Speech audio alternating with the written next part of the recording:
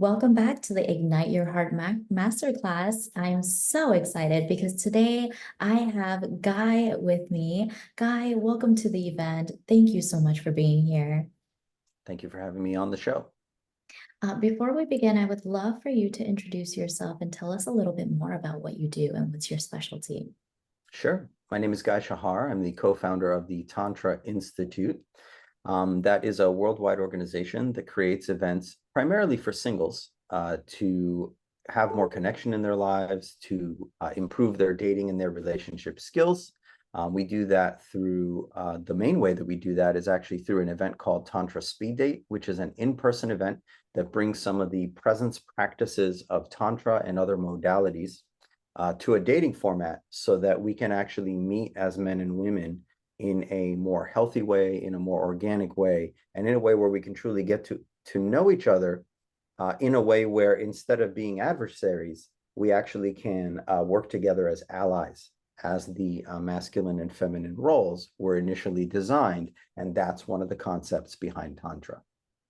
I'm so excited to have you because you're going to provide a perspective that a lot of women are probably curious about and don't have a lot of knowledge behind, which is what do men really want in a relationship? And what does that look like in this tantric space that you're creating? Well, let me tell you, that's a tough question to ask because most of the men that I talk to, very few of them actually want a relationship right now. So it's a challenging market. If you are a woman and you want to be in a relationship with a man, as many women do, that's the number one question that I get is, Guy, how do I get a man to commit to me? How do I get to be in a relationship? And you know, I not to sound bleak on you, but you really can't. Like most men are just not looking for a relationship. My feeling is that we are at a time in our, I guess, evolution as a people where men's focus is further away from relationship than it has been. So it's just not an area of most men's life that they're particularly interested in. It doesn't mean that you can't find someone, and it doesn't mean that you can't be in a happy relationship. It just means less men are interested in that. So there's less of a market for that with most men. Not impossible, just that's just where we are as a society right now. There's many reasons for that one can infer.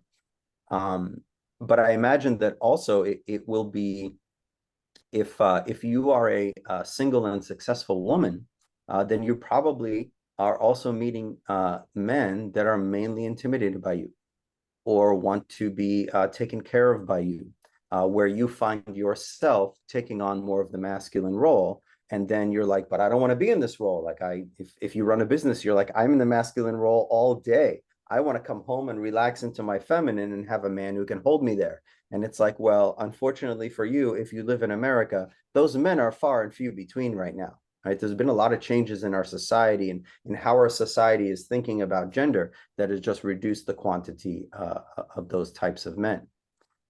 So then if you accept that as the reality, then you're like, okay, well then you know, how do I meet men that are more masculine?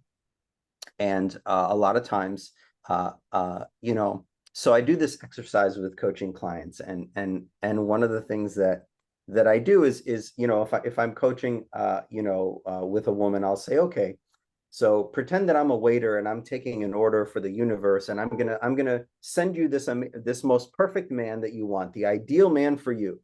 You tell me who it is. I'm gonna write it down, and I do this. I literally take a notepad. I'm like, tell me everything that you want. So yeah, tall, dark, and handsome. Got it. 6'2". Okay, got it. What color eyes? Okay, so how do you want the hair? Okay, what does he do for a living? Oh, what kind of sports does he enjoy? What kind, you know? And I literally take an order and write down, here are all the amazing things that they want in a man. And sure enough, every woman describes to me without fail this amazing man that I call the most amazing man no one has ever met. Okay. And the most amazing man that no one has ever met. And then after they describe this man, the next question that I ask them is, now that you've described this man, how many other women do you know would also want to be with this man? right? And they're like, well, everybody would want to be with this man. This man's amazing. I'm not gay, and I would probably want to be with some of these men that they are describing. That's how amazing they are. And so the next question they usually ask is like, okay, well, now I know who I want. What's the next question? And they're like, well, the next question is, where do I go to meet this man? And my answer to you is that's the wrong question. The question of where do I go to meet this amazing man that I described is the wrong question. The right question is, when I meet this man that I'm describing that doesn't exist, what is it about me that when he meets me, he's like, this is the woman I want to be with. I don't want to be with any of these other women that would all gladly have me because I'm the most amazing man no one's ever met. I want to be with you, right? What is it about you that makes you the kind of person that this amazing man that you describe wants to be with? And the reason I say this is because I believe that all of us need to do our own personal development work to grow who we are, so that we can meet someone where we can add value to their lives and they add value to our lives, and we can form this union together, right? You know, even my mom, parents have been married now for I don't know, 47 years, probably Wow. 47 years, I believe. That makes sense. I'm 46. It was a year. So yeah, 47 years. And my mom said something to me. It was the way that she said it. And you know, my mom's 70, she's a baby boomer. Baby boomers will tell it like it is. It's what I love about that generation. They will not bullshit you. They're very down to earth. And she said something to me. She said, she goes that in a relationship, it's not that I'm doing this thing for you and you're doing this thing for me because we can't do those things for ourselves. And we're like, I am deficient here. You have to fill me. You have to complete me here. She goes, no, but we spoil each other with our gifts. Mhm. We each have gifts. And I don't need you to do this thing for me, but you're spoiling with me with it because it's your gift. And that's how we should be with each other. We should be complete individuals who have done our own work, that are coming together to create something wonderful, something amazing, to create something that's worth being in a relationship for. Now, you create these events using your tantra practices. So I'm really curious, someone who has gone through this inner transformation and is seeking a masculine man and they are in their feminine, what do masculine men actually look for in a feminine woman? And um, what are some tantra practices that you use in the dating space? Mm-hmm. Excellent question. So, when you meet a very highly masculine man, all of you women out there know when you meet that kind of man, and because you meet him and you realize, oh, with this person, I don't have to be in the masculine role. This person's actually more competent in this role than I am. Thank fucking God. I can relax. Let me take a deep breath. Ah, finally, right? Um, so if you meet someone, that's great. That's wonderful.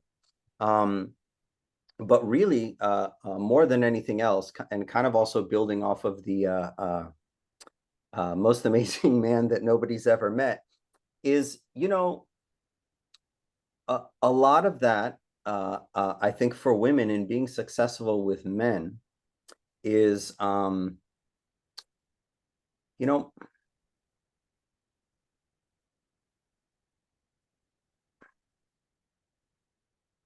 so it's like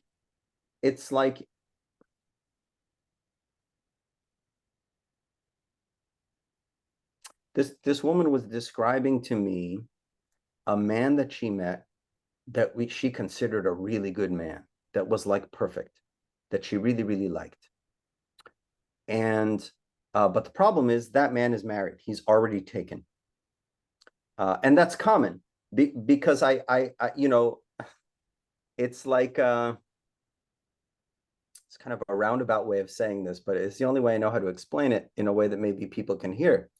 Um, she was talking about this man. He's the most perfect man, but he's taken. And I said, well, if you meet a man like that, he's most likely taken. Let's be honest. If you met the perfect man, it's unlikely he's single, right? So many people out there are looking, right? There's a lot of imperfect men. You meet this perfect man, of course, he already has a wife, a girlfriend, whatever. However, when that man's wife met him, he was not that perfect man. He was a good man, but together, if you are working together and giving each other your gifts and you're creating a healthy relationship, you're going to improve each other. And that man that she was so attracted to is so perfect because of all of his interactions with this woman who's been making him level up. So you don't want to find the perfect man. I mean, you're also not looking for a fixer upper, but you want to find a man who's got some good qualities that you can inspire yourselves to be better. And the advice that I give to women so that you know, does this feel like a man I want to invest in, is you don't look for perfection, right? We're not looking for the beautiful souffle, because that souffle is taken. Someone else's name is on it. We're looking for, are the ingredients here to make a perfect souffle? Is there a desire on the part of this other person to bake this souffle together? And you're asking yourself, when you're in front of this person, you want to ask yourself, how do I feel about myself in this man's presence? If you feel good about yourself when you're there with this man, that's a really good sign that your body is giving you. And you want to trust your body, especially if you're in a feminine body, your intuition. You are much more connected innately to your intuition than men are, right? If they have not done the work to connect themselves to it. You're naturally gifted and your body has a lot of information for you. So how do I feel in this man's presence? If you feel antsy in the wrong kind of way, if you don't feel like you can be free to express yourself, those are all good things to be aware of, that this is not the match. This is not the person that I want to be with.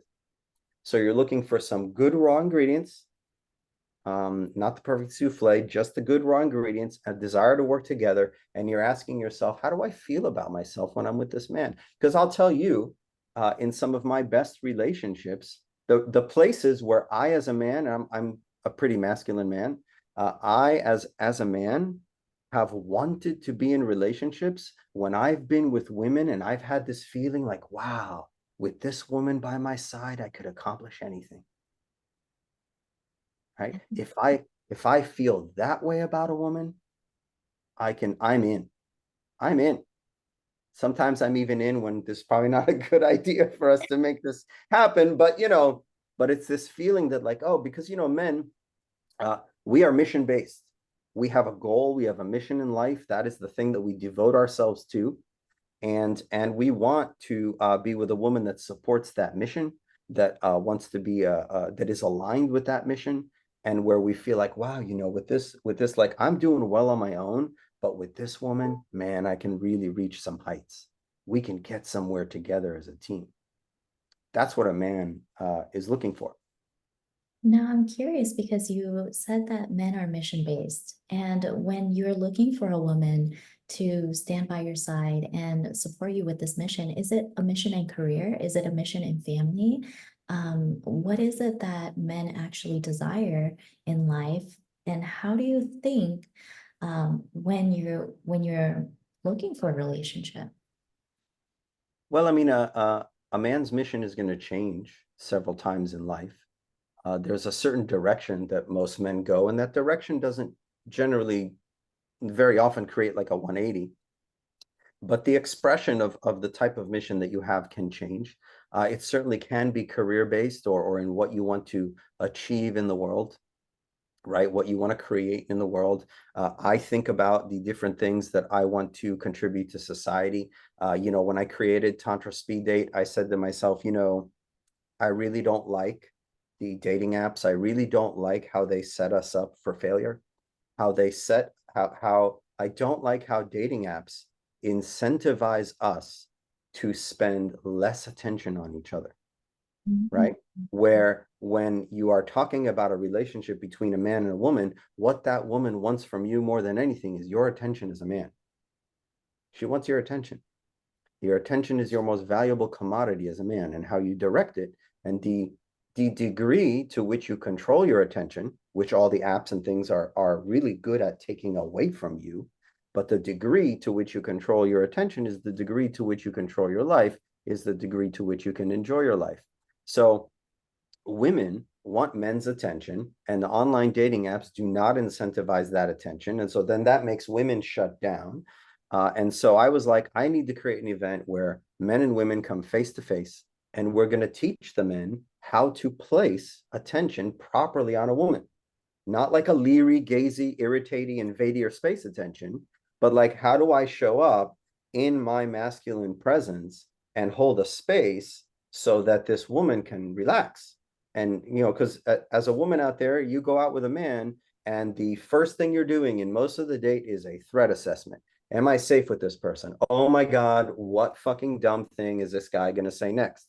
Right? Like all these different things are going through your mind instead of being able to just relax and be with this person, right? So how is it that we as men can create a way of being that when a woman interacts with us, her nervous system relaxes because I've got her nervous system, because that is the gift of masculine holding that the masculine gives to the feminine. That is our gift that allows you to relax.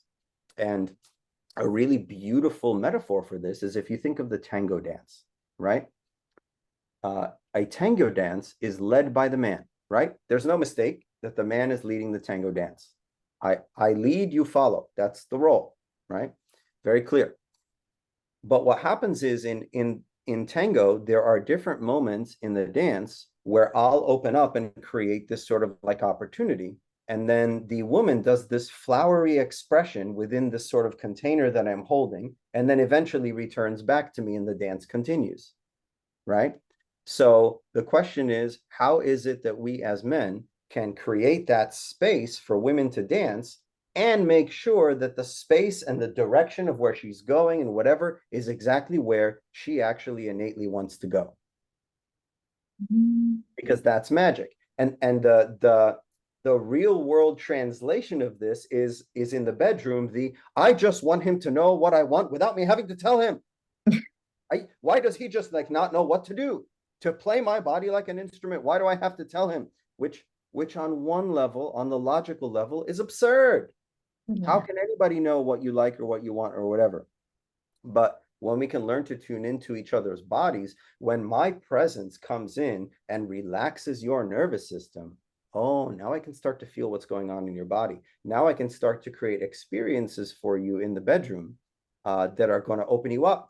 Where like suddenly I'll have this impulse to shift positions or do something, or maybe stroke your hair, or gently bring my hand across your cheek, and you get to have the experience of like, oh my God, I totally wanted that, and I didn't even know that I wanted that, and he just did that. Like, and all that happens in a split second because it's spontaneous, right? Mhm. We call that what is the phrase that we use for that in our tantric practice? Uh, uh, oh yes, we say it is divinely choreographed yet completely spontaneous. That's what we're looking for, right?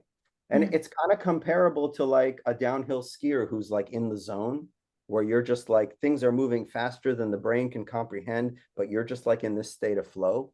That's what we want in our lovemaking. And that requires us to learn how to be in these roles, right? A woman's not, you as a woman are not going to have that amazing, huge, gigantic orgasm if you're not relaxed. And you're not going to be relaxed unless you feel like like I know exactly what I'm doing. Like anybody agrees, a good example of this is anybody who's ever had to go in for like a surgery, Mhm. and you've had like the doctor come, and the doctor will like hold your hand or shake your hand for a moment, and in that handshake you can feel like his confidence that he's like, I've done 10,000 of these, you're totally fine. I remember I had to get some sort of surgery. I don't even remember what it was years ago, but all I remember is being in the hospital bed, and the doctor came in and he was not worried at all. Like I could feel his confidence, and he held my hand and he goes, so you ready to do this? And I was like, I don't know. He goes, you'll be fine.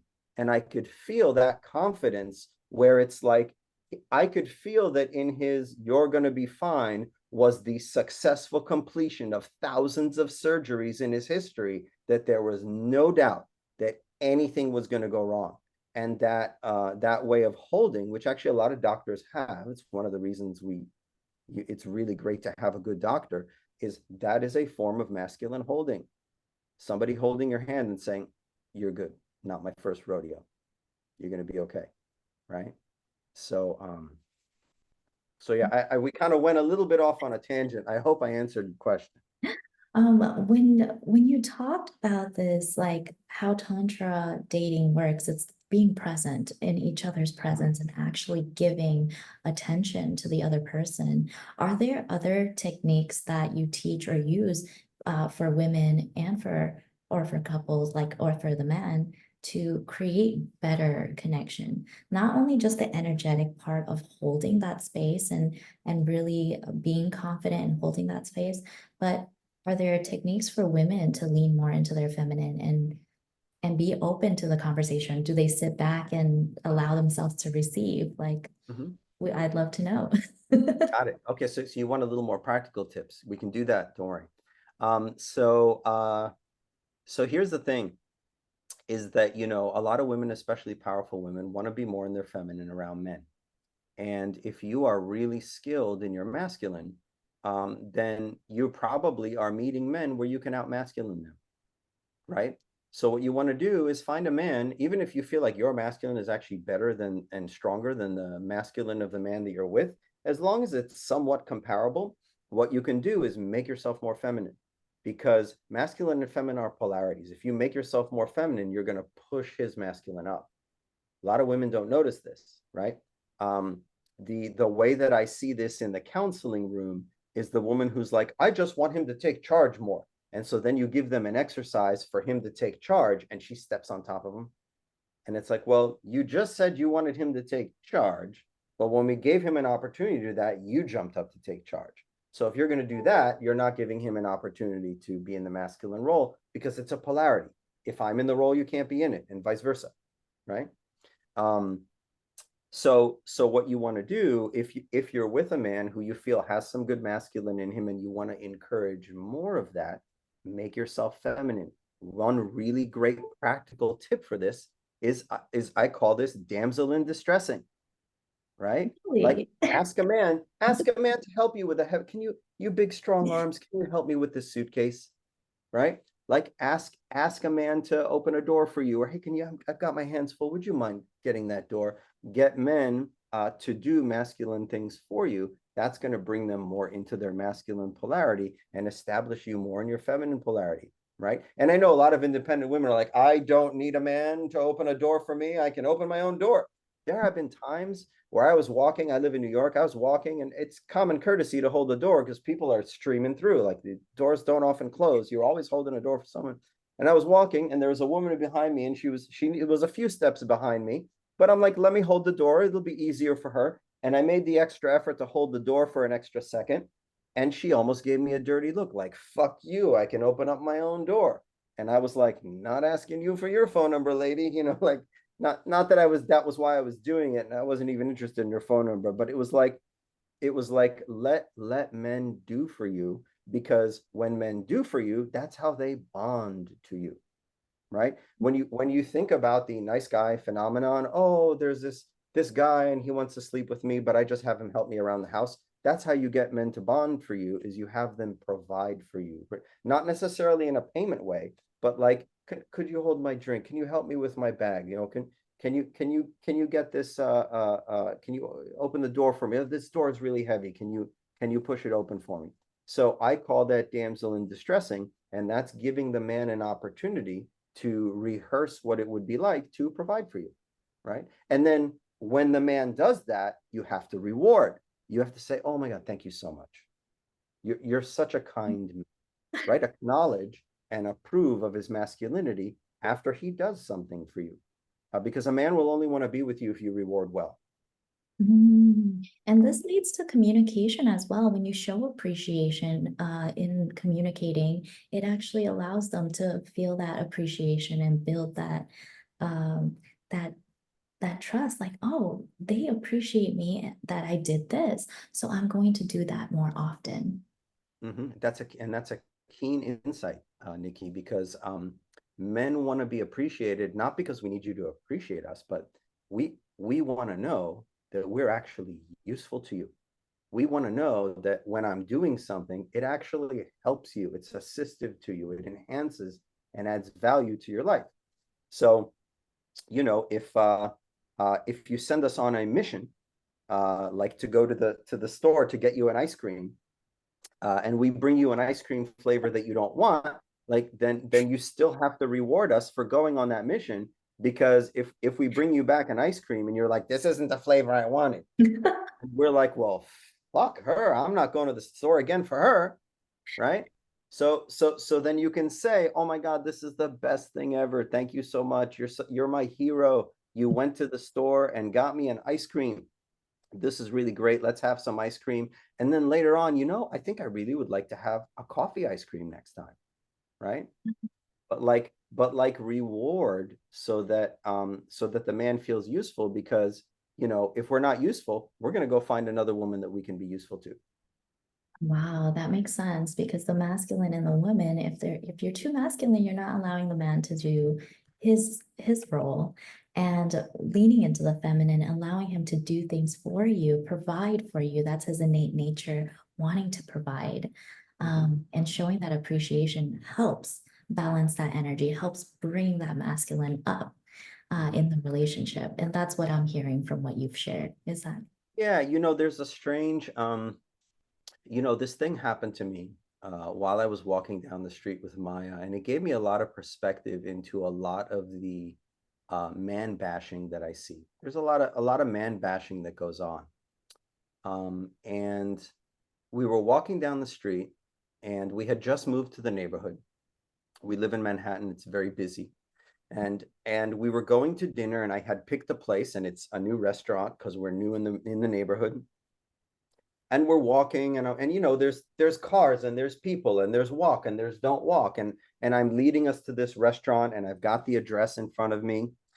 And Maya is talking to me while I'm navigating and walking down the street, and she's wanting to tell me something really important that's emotional for her. Like, I think it was like a breakthrough that she had, and she wanted to celebrate with me. And I'm walking down the street and watching out for cars and this skateboards, and here's this homeless person who's starting to veer into it, like I'm working, and she's asking me these questions, and I'm noticing that I don't actually have attention to connect with her, give her my attention, and answer her question, because I'm doing all these things.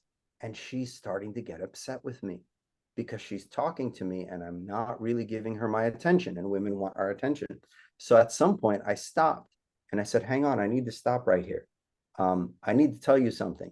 Like, I want to hear everything that you say about this breakthrough that you're having. This is important to me, but I am noticing in this moment that I don't have the capacity to do that. And she said, well, why? I said, well, I'm trying to figure out what direction I need to be walking. I'm trying to figure out, okay, I'm here, Maya is here, the homeless man is here and heading in this direction. I need to move around here so I can protect her just in case, because the mental illness, main cause of, homelessness. So I'm thinking of all these things. I'm watching the walk, don't walk, even when, and people will run red lights. So you have to watch out for cars. And it's a new neighborhood, and not exactly sure how to get to the restaurant or what the best way is. And I'm like, I'm doing all these things to keep you safe and navigate us to the restaurant. And I said to her, are you aware that I was doing any of these things? And she said, no, I had no idea that you were doing all these things to protect and provide for me. Oh my What was goodness. she doing? All she had to do was follow me. All she had to do was walk right next to me and follow my lead. So she had more attention to tune into her emotions and want to share with me things of her day. I was not available. And I thought to myself in this moment, here I am doing all this for this woman, for ourselves, to have a lovely dinner out. I picked a restaurant, well, it's navigating, protecting her from crazy people on the street. And she has no awareness that I'm doing any of these things. And I thought to myself, how many of those women out there that are taking a dump on all these men, that those are actually men that could be doing for them, and they're not even aware of what they're receiving, not Mm. even aware of it. And I was like, this could explain a lot of things. It makes sense. I remember I was telling my husband, I said, "Oh, I know how to protect myself now." And he's like, "I don't need you to protect yourself. I protect you." And it just made me realize like he's always looking out for me. I just didn't realize, I didn't notice. And that's something that you innately do in a relationship. And I just thought, oh my God, that is so sweet. And so I kind of allowed myself to let my guard down and not have to always protect myself because he's watching over me, and really appreciating that fact. So thank you so much for sharing your insight. I found this extremely fascinating. We are wrapping up on the interview, and I wanted to ask if you had a free gift to share with the audience members. I believe we have a free intro to Tantra class, I think is what Maya was saying we were sharing. It's a light introduction to Tantra, which is one of the concepts that's the main concept behind Tantra speed dates. So it will deal with such topics as being present with each other. It will deal with such topics as masculine polarity and feminine polarity, and really sort of explain how it is that we're meant to come together and complement each other, right? As I've said before, we were not meant to fight with each other, although sometimes fighting is fun, but we were really meant to come together in this blissful union and give each other our gifts. So that class is a small primer on starting to understand what the art of Tantra is. Thank you so much, Guy. And before we leave today, I would love to hear a little bit about your tantric dating. How do people find out more information? Do you have a website? Yes, we do. The website is tantrany.com. Tantra NY. We used to be only in New York, so that's why it's tantrany.com. But Tantra Speed Date is an in-person event now that happens in 50 cities on a monthly basis, in the US, in Canada, in the Netherlands, in England, and in many, many cities in the US. So you can go on our website and choose your city and see what kind of events are happening. And if for whatever reason there isn't an event in person in your city, we have online events for singles and programs for singles that are online as well. Thank you for sharing your amazing programs and events with us today, for your presence and your wisdom. With that said, I will see everyone in the next masterclass. Thank you again for being here.